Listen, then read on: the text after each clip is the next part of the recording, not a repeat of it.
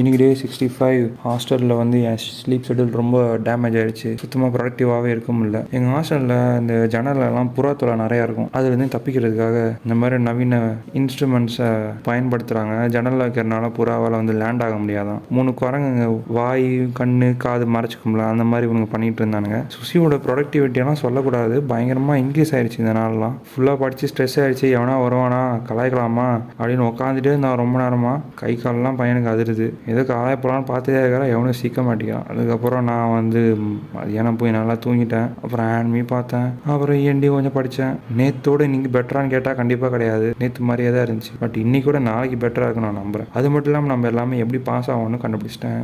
சிம்பிளான கணக்கு தான். ஒரு சப்ஜெக்ட்டுக்கு 2 பேப்பர் இருந்துச்சுன்னா 2த்துக்கும் அக்ரிகேட் 100 வரணும். ஸோ ஆவரேஜாக ஒரு 50 ஒரு பேப்பருக்கு வச்சுக்கோங்களேன். அந்த 50 மார்க் எப்படி வாங்குறதுன்னு பார்த்தீங்கன்னா, MCQ ஒரு 10 மார்க் வருதுன்னு வச்சுக்கோங்க. எஸ்ஏ 2 எஸ்ஏவுமே சேர்த்தியே ஒரு 15 மார்க் வருதுன்னு வச்சுக்கோங்க. ஷார்ட் நோட்ஸில் ஒரு ஷார்ட் நோட் உங்களுக்கு பயங்கரமாக தெரியுது, சூப்பராக எழுதிட்டீங்க 4 மார்க். 6 ஷார்ட் நோட்டு உங்களுக்கு ஓகே ஆவரேஜாக தெரியுது, முடிஞ்சளவுக்கு எழுதி வச்சிட்டிங்க 3 மார்க், மொத்தம் 18. அப்புறம் 3 ஷார்ட் நோட்டு என்னன்னே தெரில, சரின்னு எதை எழுதி வைக்கிறீங்க, அவங்களும் பிச்சை போடுறாங்க ஒரு மார்க். மொத்தம் எல்லாம் சேர்த்துனா 25 மார்க். இதெல்லாம் ஆட் பண்ணிங்கன்னா 50 மார்க்ஸ் வந்துடுது ஒரு பேப்பரில். வேற என்ன, அவ்வளோதான், நம்மளாம் பாஸு.